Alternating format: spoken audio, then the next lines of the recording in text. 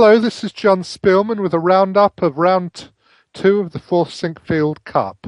It's been a fantastic day's play with extreme violence, and the main game, which I'm probably going to do later, Hikaru Nakamura against Danish Giri, is still reeling on. It looks as though Hikaru is going to win now, but well, it still hasn't finished, and certainly, if it weren't a classical game, if it were quicker, then anything could happen.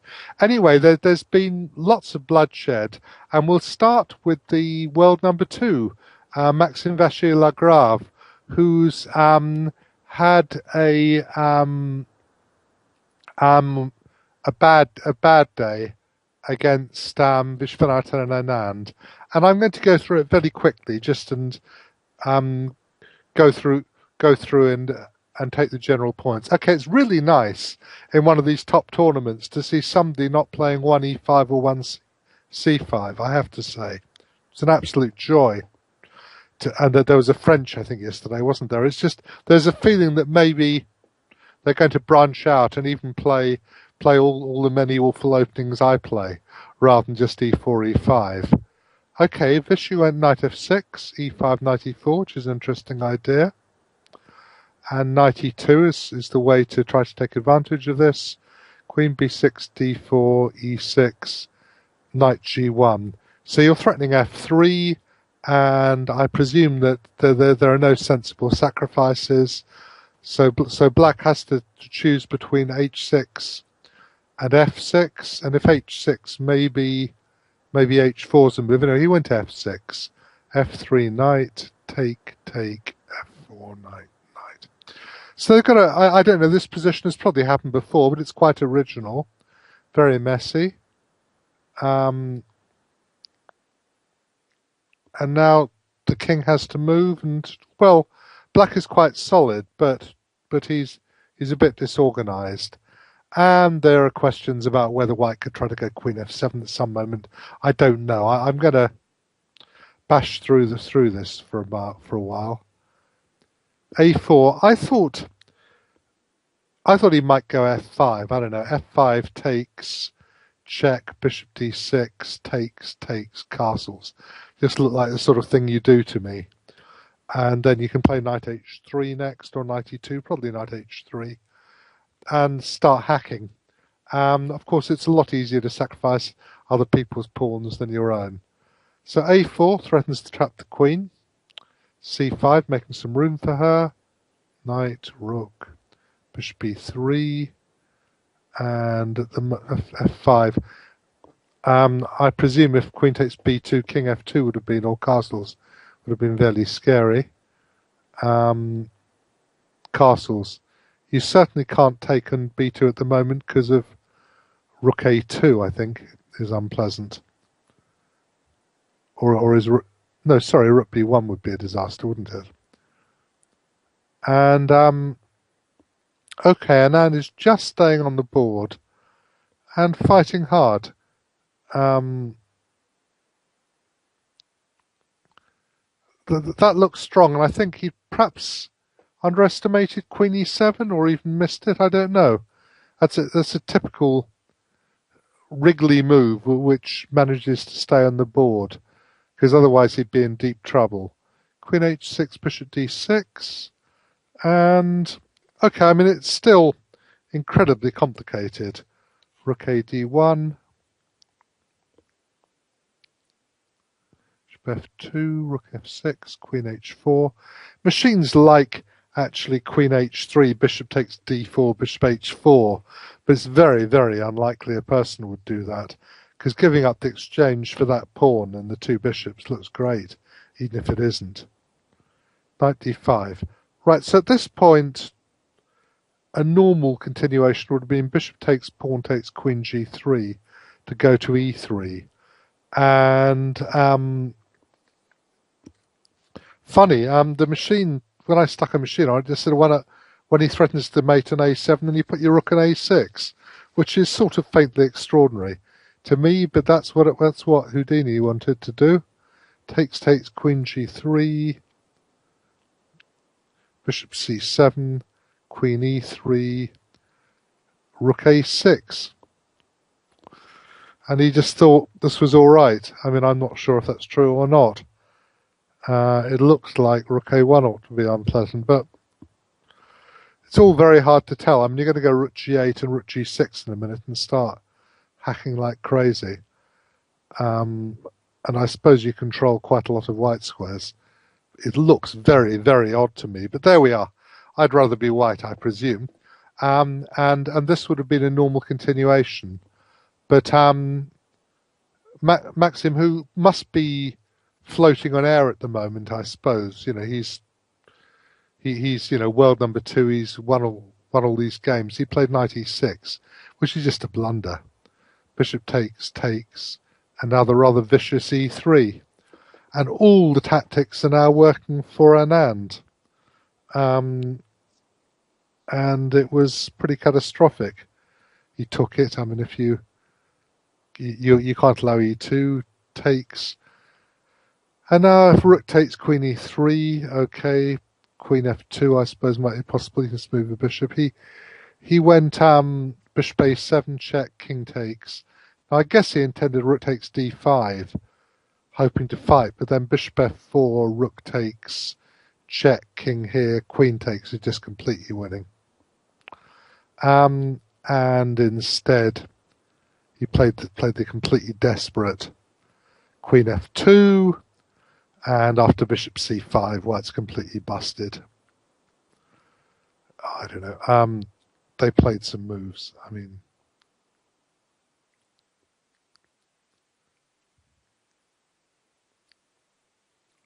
and at this point, he gave up. I mean, the b pawn is gonna queen, and even if you manage to queen the h pawn, it isn't going to help you very much. For instance, if you went rook to the 8th, b4, push, b3, push. Well, you can play check here in rook h2, but you can also go here. And if rook c8, bishop takes, pawn equals queen, you seem to have a queen and a rook and a bishop more. So that was a fairly shocking defeat by Vachier-Lagrave, and a very good win for Anand.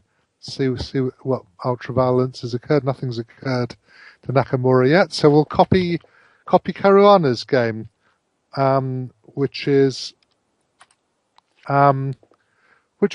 was also quite violent. This was a Lopez, but it wasn't a Berlin, which I suppose is a mercy. And they're all playing d3 things now, aren't they? Everybody is playing d3 in every conceivable position. And a4, okay, this is some sort of anti-martial type thingy. Topolov's doing his stuff.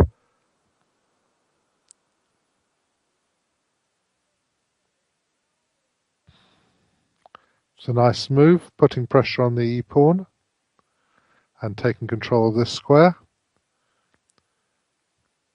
b6. And the critical thing that happened, I don't know if you needed to play d4, was that in this position, White probably ought to bail out with something like d5, d5, bishop f6, bishop f6, h3, and that'd be all right. I mean, it's not very beautiful, but it's all right.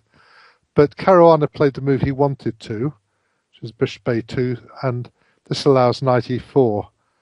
And the tactics now are extremely bad for White. Bishop takes c7, knight d2. And suddenly it's just all fallen apart very, very quickly. Quite unusual for a knight to be so well, to be protected on d2 in the middle game, but there we are. Bishop takes, and basically you have at this stage to give the queen. I didn't even look to see what happens if queen d2, but I'm imagining that queen e7 and queen h4 is going to give you rather a lot for that queen. Well, like mate in most positions.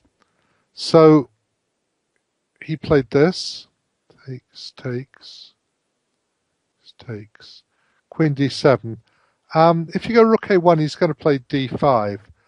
I mean, basically in positions like this, you can also try bishop c5 to keep it a bit more coordinated.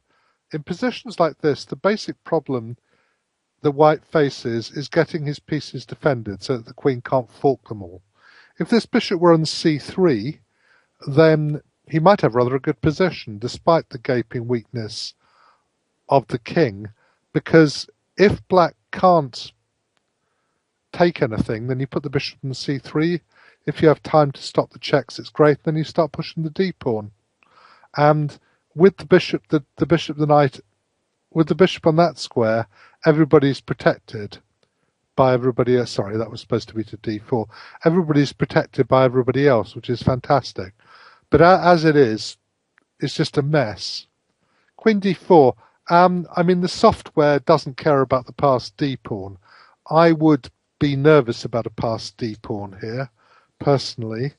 And I can very well see why Topalov didn't want to allow it. But actually, it just thinks that rook e8 is winning, more or less completely.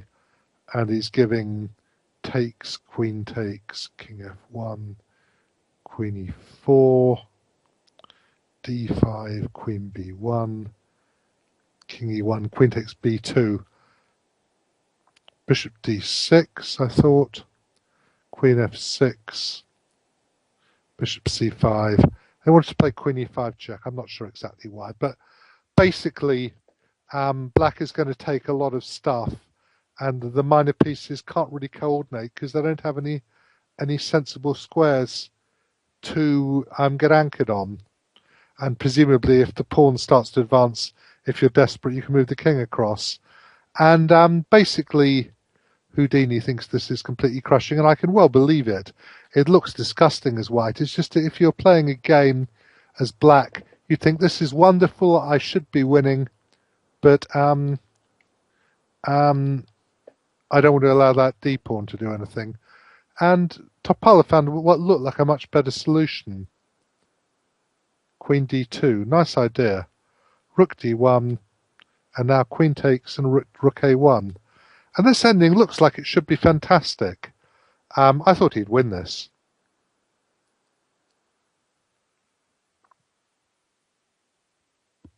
Got two pawns. Rook d5, king. I suppose that's correct. Now, the extraordinary thing is that here he offered a draw. When I looked at it, I was less amazed. That basically, if black had time to get in g4 and exchange stuff and put the king on about e4, then it would be really, really unpleasant for white. However, or put the king on g4. But you play knight c2, and your idea is that if g4 you've got knight d4 check, and you're being really annoying. At least I hope you are. King here, maybe. No, if you take, there might be b4. Probably knight e6 is a move here. Hitting f4 and then going back again. And somehow you've made a real nuisance of yourself. And if you go here, this is a helpmate. Very beautiful. Actually, this is mate in one, isn't it? But oh no, sorry, that's not mate because of g3, but that is mate, which is my initial intention. Sorry about that. So I was a bit surprised that they agreed a draw, but there we are. Hello again, this is John Speelman with the second part of the game of the day, which is Hikaru Nakamura's eventual victory against Danish Giri. They've just finished a few minutes ago, and so let's go through it. I don't know about why he played one knight f3. That's their problem, really, isn't it? Okay, so he played bishop g5 takes a4, which is obviously planned in advance. And this is a line, quite an unusual line. Queen a5. I don't know if you can take and play queen a5. I don't know if that must be a line as well, presumably. Okay, c5, bishop c4, takes, castles, knight c2. Obviously, Hikaru had prepared this as a surprise. It's been played before, but is somewhat unusual. So what's happened is that white's got the two bishops, but black is well developed. That's basically what's happened in the position, and black should be able to do something while white's getting organised to equalise, presumably. That's far from trivial. Castles, rook d8, rook e1. Now he played knight e5, and I had to think about this actually, because I felt that black should be able to equalise here, but it wasn't completely obvious to me how. And it looks to me as though the best move is b6 here. You can't go knight a5, for instance. Well, you can, but e5 gives white a very pleasant game. And even if you make a mess of white's queen side, then the black squares matter. And I think b6 is the right one. Sorry, he went knight e5. I think b6 is the right move. If e5, you can play knight d7, which is useful. And what did I think after b6?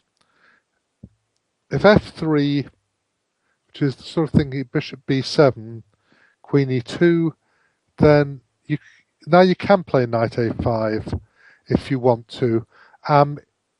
If you play knight a5 immediately, the one problem is that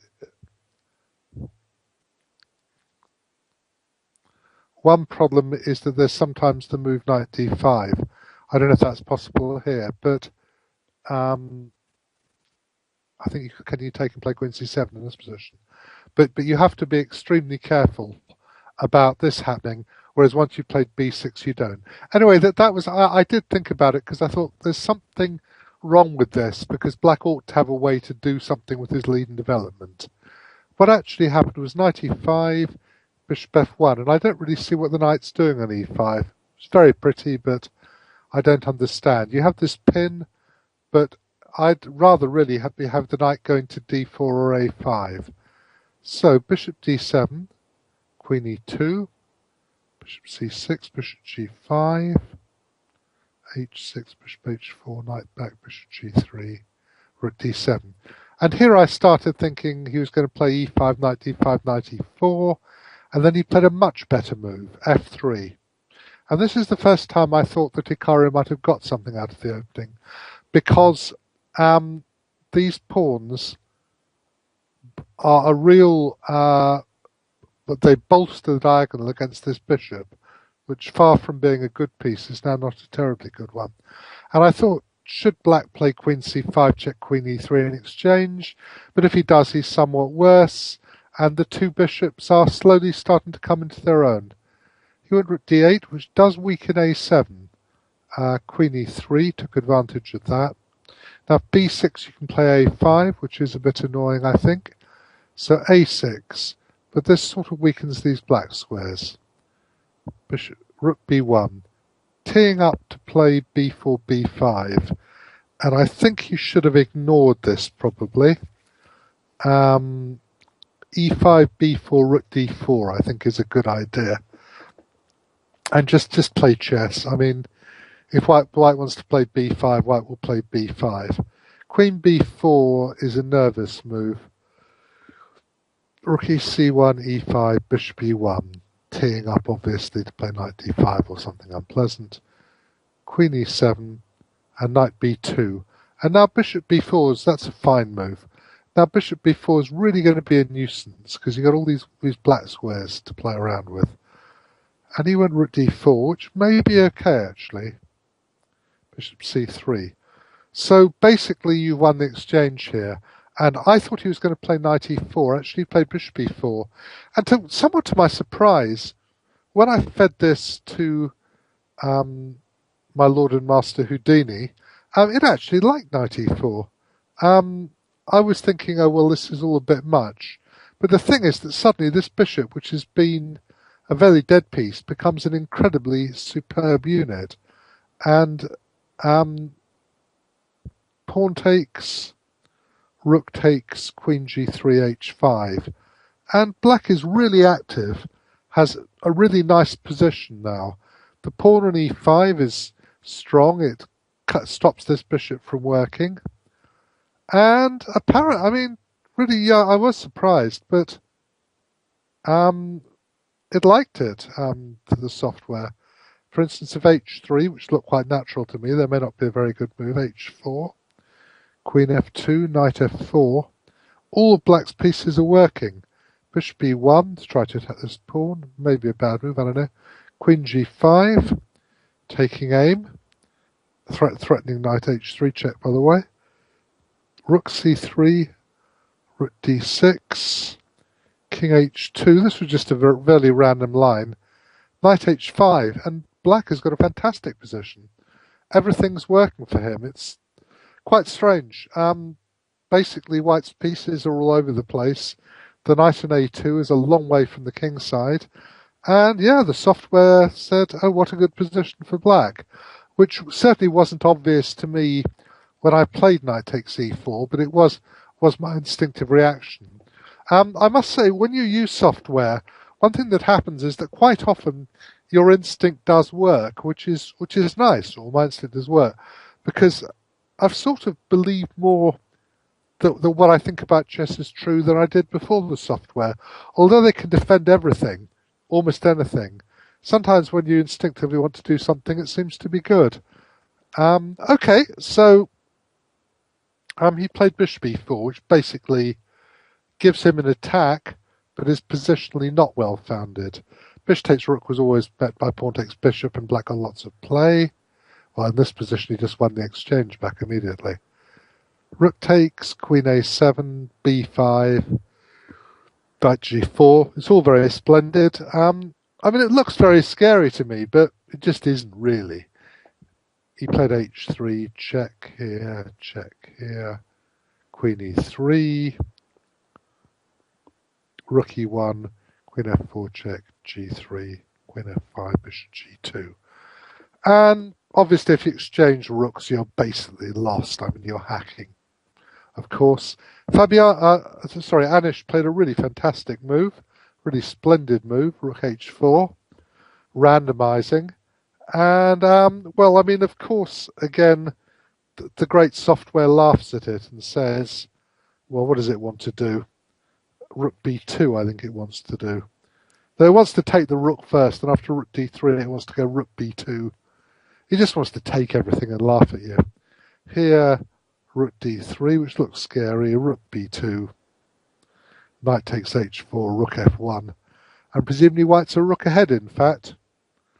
And I assume if rook h3, you're probably playing king g1, and nothing happens, not a thing. Which is sort of obvious and sort of completely unobvious when you're playing a game. It's too messy. You can't tell. You get scared by the checks, even if you're Hikaru. Anyway, Hikaru played a bad move. I love rook h4, and he played queen f3, which looks very sensible. And now Anish could have played knight g4. Stops rook e3, threatens rook takes g3 check. You have to play bishop takes g4, or if king g2, you just play check, king g1. Oh, you play rook takes knights. No, probably you play rook h3, don't you, actually? Because rook takes knight, bishop takes knight. So this would have been probably a draw. Well, it would have been a draw and a very angry American. Instead of which it was an annoyed Dutchman. Or Nepalese, whatever it is, but Dutchman. So knight d3, rook e3, and basically now white's got control, and it's not going to work out. He took the bishop, as you do, because if you don't, you don't have a position. Pawn takes pawn, e4. And Hikaru played this well. I mean, basically, again, these knights are all over him, but there isn't very much to go with them anymore. Take rook, that's a good move, stopping e3. If f5, I assume that you're playing rook b7 and taking aim at g7 in a big way. So rook d3, rook takes pawn, g5. And here he very, very sensibly took it. Because if it's winning, then the fewer horses there are stampeding on the board, the better. Takes here, King h1's a good move. If king g2, knight h4, the game slightly continues, perhaps, or it doesn't really. Nothing really continues. Knight here, a7, check.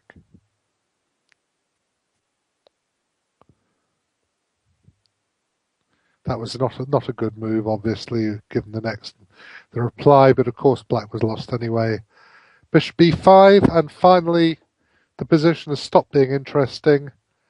Bishop b5, of course, if f3, then rook g1 check causes a major accident. And so Anish resigned. He's in a very bad run of form, and well, he had a chance after move 40, but of course they were both totally shattered. As far as I know, they knew they'd reached move 40, and it wasn't that they were still scrambling. Though I'm not absolutely certain about that. But just a big battle. Chess is a battle, even if you're two of the world's top 5 or 6 or 7 players. When you are absolutely at the limit, then you make mistakes. I mean, the reason that top players don't blunder against weaker ones very much is because they're not tense. Why would they be? They know they're supposed to beat the guys, and so the tension is minimal. Whereas when they're playing each other, the tension is huge. Big battle, and it's been a fantastic round. May it continue. Okay, there we are then.